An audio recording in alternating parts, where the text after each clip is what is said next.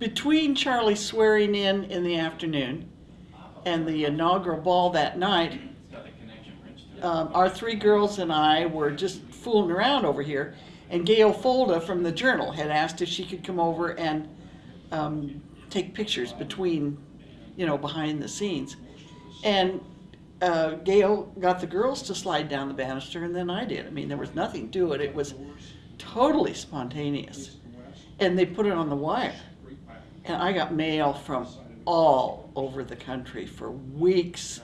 It kind of was like bursting into being the First Lady and leaving all pretension behind. It was easy enough to adjust simply because of, in this house, you don't have to do anything. You don't dust, you don't build a new fire in the fireplace, you don't get meals if you don't want to, also, though sometimes we did upstairs. And as I was telling Dave, if something needed fixing, somebody else even called Buildings and Grounds. We didn't have to lift a finger. It was wonderful.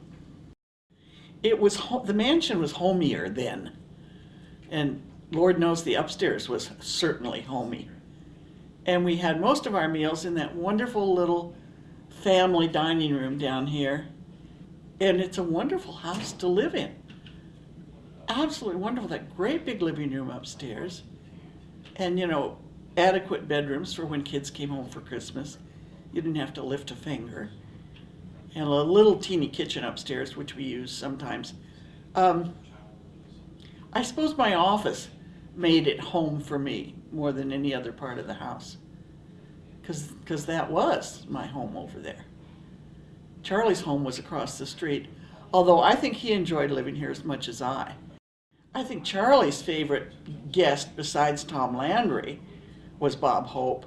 He was wonderful. He'd come to do a benefit for somebody, can't remember who, and he called up Charlie and said, have you got an extra room over at that place?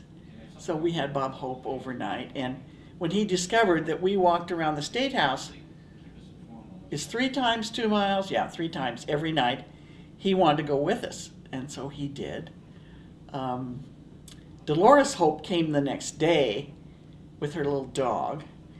Bob Hope had spoken to a breakfast that morning in here, and then everybody went off to the football game, of course, and Dolores Hope takes her little dog right into the press box.